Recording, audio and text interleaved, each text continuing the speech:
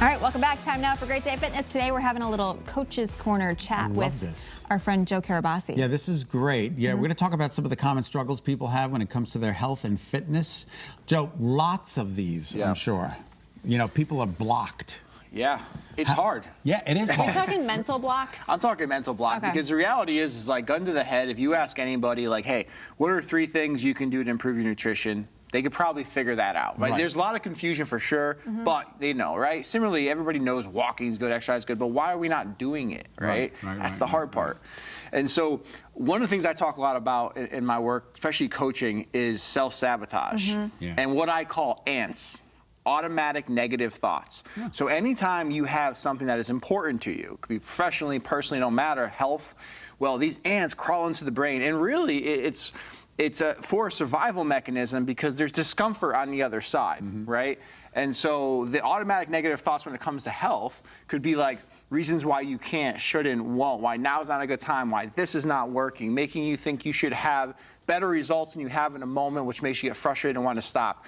These things are going to happen, they're going to occur. And so what I work with my clients on is understanding that they're normal, but be able to separate yourself from them so you can have a level of objectivity and then have some clear, actionable things that maybe you knew to do a whole time, but now that are kind of front and present and able for you to take action, you know? So how do you even get to that point where you're ready to get started?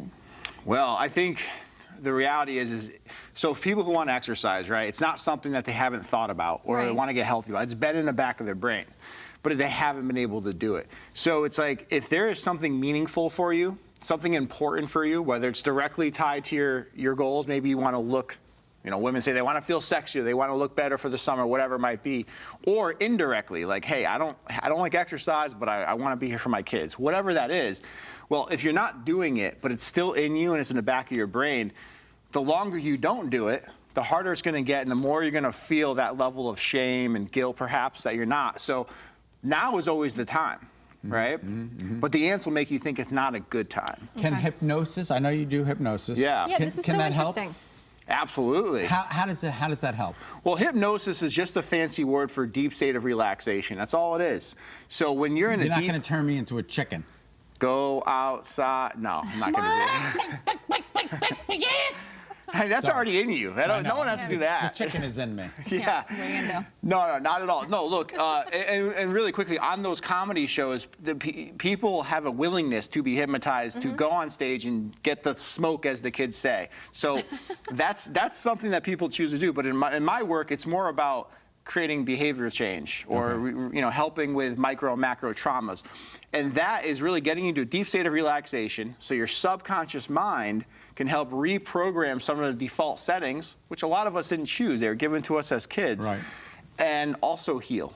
So in that regard, I know people use hypnosis all the time to quit smoking, quit drinking, those kinds of things. Do you have to mentally be ready to give those things up when you go to a session like that? Yeah, it's a great question. Yeah, what I tell, see, people will say with hypnosis, my mind's too busy, I don't know if I can be hypnotized. Anybody can be hypnotized. You gotta be open and willing, though. If you're not open and willing, nothing's gonna work. And by the way, that's true of anything, a relationship, a job, but certainly when it comes to hypnosis, it's a great point, especially with smoking, that's a big sort of blockage for a lot of people. So you gotta be open and willing, but if you are, you absolutely can be hypnotized, but more importantly, you can create the changes that you want. And how do we get, do we just show up and say, I want to be hypnotized? How does it work? Well, I have an intake process because I really want to understand what it is that you have going on and get clarity on it. But here's the beautiful thing is like the outward expression of what those goals are is oftentimes different from what's going on in the subconscious layer. Like for all my weight loss people I work with or eating, you know, binge eating type stuff or cravings, people think it's like a struggle, it's a discipline issue. It's not. There's a deeper issue going on. And so, but that begins the process. And so definewellnesscenter.com is where we can kind of initiate that. And for all of our listeners here, I would, if you are serious about making change, I'd be more than happy to do a complimentary sort of mind mapping session to help you understand what's going on and see if it's good fit. You mentioned WFSB. Yeah. For a complimentary mind mapping session. Mind mapping. Doesn't that sound so interesting? It does sound interesting. Could you imagine if you was mind mapping us. You know, if you could read my mind, Joe, what a tale my thoughts would tell. Gordon Lightfoot, man. How did you know that? Dude, I'm a Gordon Lightfoot fan. This dude. This is unbelievable. Gordon, Joe, we can't thank you enough for being on the show again. Define Wellness, his office is in Glastonbury. Thank you, Joe. Thank you so much. Nice to see you. Kate, thanks for hosting with me today. I appreciate Anytime. it. Thank you for having me.